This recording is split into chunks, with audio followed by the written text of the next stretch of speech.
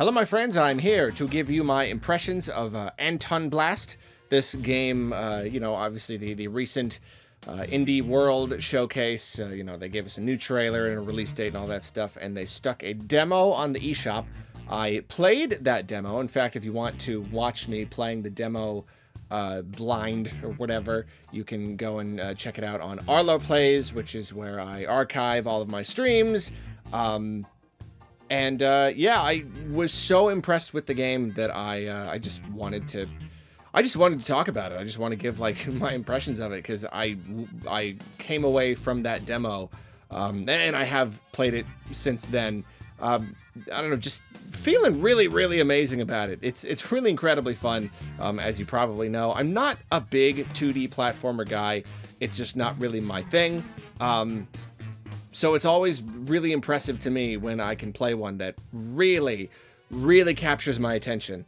And this one did. I suppose we should just start stylistically. You know, obviously the big selling point of this game is that it's very similar to Wario Land. I have not played any of the Wario Land games. I think they look really terrific, and I do want to. It's just one of those things I haven't gotten around to. And again, because I'm not as big on 2D platformers, I don't really make it a big priority or anything. But I love the idea, I love the character, and so this is obviously very similar to that. They wanted a character who was similarly just kind of angry and brash and very just like abrasive. And I really like it because this character, he is still very unique. He's really not just a Wario ripoff or anything. Very unique. Love the visual style, the big spiky mouth with the hair, and he's got his hammer. Just the design of the character is really fantastic.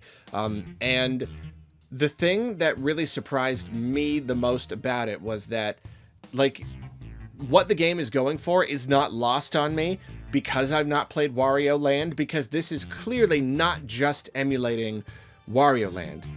My first thought was the platformers I played as a kid. This is like a very 90s platformer thing, and I get that, like so many games, especially indie games, you know, we love games that kind of tap into just certain types of experiences we used to have. You know, oh, it's a retro. I mean, like, I know, like, it's old hat by now, and yet this zeroes in on a very particular type of platformer that I played a ton when I was a kid.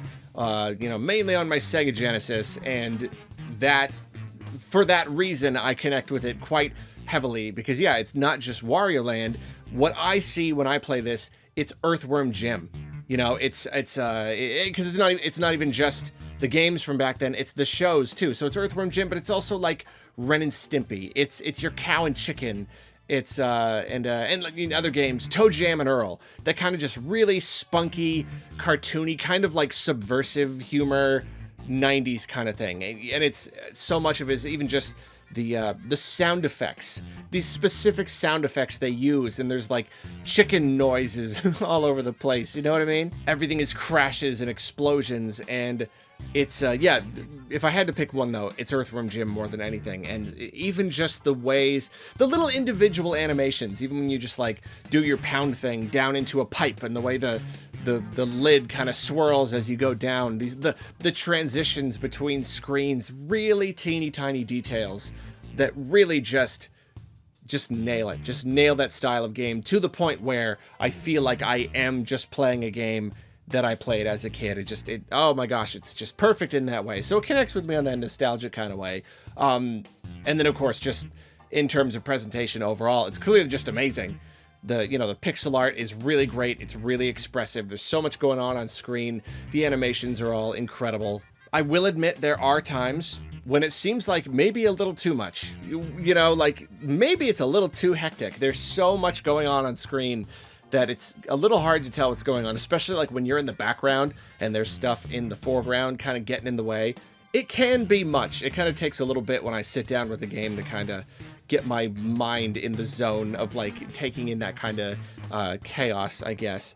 But the gameplay is you can have style out the ears, but the game's got to play well, and it absolutely does. I'm kind of floored by how much fun I'm having with this game. It just feels great. it's so based on like movement and momentum. You know, you've got this like regular like charge move where you just blast ahead super fast and plow through stuff. Stuff is exploding all over the place. But then if you jump and swing your hammer, then you bounce. So then from there, after the bounce, if you hit the hammer button again, you'll bounce again, and that creates kind of like a really nice rhythm. And when you're combining these hammer hits and the bounces with the charging, and then just obviously like the elements of the stage that launch you around, you've got cannons, you've got these like bouncy ball things that just kind of send you all over the place. There's so much movement. There's such a ridiculous amount of just movement. You're always blasting forward, and it's all just very satisfying. It's all very tactile, you know, like even on top of the great level design, it's really terrifically well designed. But then the people who made this game, they really just know how to, those little elements that just make a game feel good. Just boxes and crates and things to explode all over the place. You're never not smashing through boxes and things.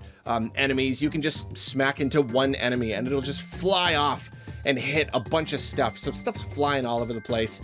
And it feels really good. It feels very like empowering. You know, there are very few enemies that you can't just smack. You can't just kind of destroy and send flying off. And yet there are like pretty tricky challenges, especially in the second level in the demo is a bit trickier. And you know, you've got some tighter platforming.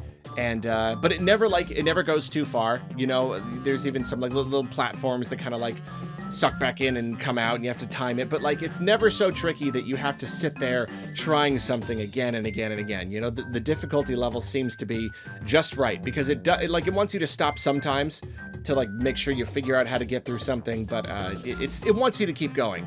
It wants you to succeed. There are like a couple little rough patches. I would say there are some times when it relies a little bit too heavily on you, because when you bounce, you go higher. So there are some platforms you can't get up unless you bounce. So you kind of like run up and you try to jump, and then you're like, oh, I gotta bounce first. And it does cause like kind of like a little halt to the gameplay that every once in a while feels kind of or like it'll require something really precise and you have to keep bouncing. And I find myself doing that kind of again and again.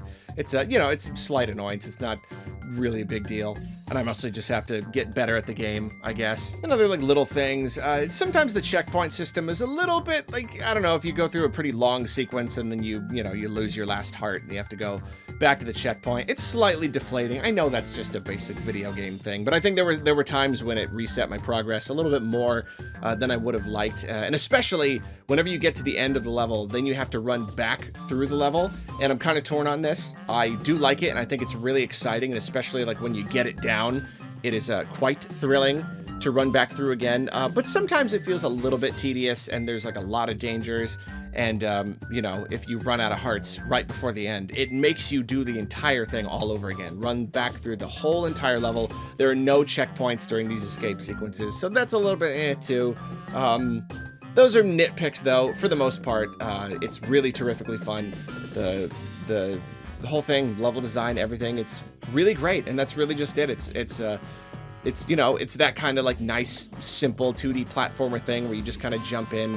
It's easy to pick up. It takes a little bit to kind of get used to it, get used to the controls, but you pick them up pretty quick, and then once you do, you enter into this flow, and it's terrifically fun. It's really fantastic. It's a very rare kind of game where I play it a little bit, and when I start to get into it, it just kind of like, and it clicks. I get this like, I don't know, it's like a different kind of energy. It's like I get jazzed about it. Like if you go back and watch my stream, I'm just like, it's more than just having fun. I'm like, ooh, this is really clicking with me. And that usually happens with a game that has more, I don't know, it's more the stuff I like. It's deeper, more systems or whatever. But it's rare for a game to hook me and kind of wow me and get me kind of jazzed and amped up about it, just on like pure gameplay and presentation alone.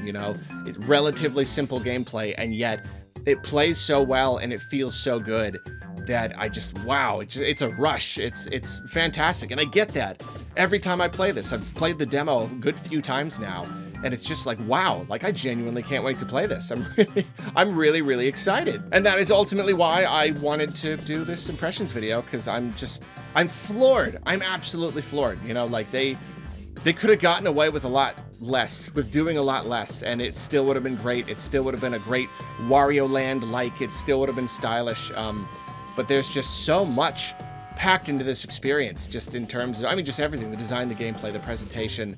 It is very, very dense, and it's just, it is such a perfect love letter to the exact, precise, like, I didn't play a lot of Mario, you know, I played Sonic, you know, I started on Sonic, but the platformers that really connected with me most, it was Earthworm Jim, Toe Jam and Earl, Ren and Stimpy, that kind of thing, and that's exactly what this game is, and so it is a delight. But what do you think about Antonblast? Are you enjoying it? Are you looking forward to it? Please let me know down in the comments. See, I don't have to do that, though. I keep coming back to this. At the end of each video on this channel, I keep you know, expecting to have to, like, do, like, a little sign-off or whatever. I don't have to do that. I can just be like, this game was cool.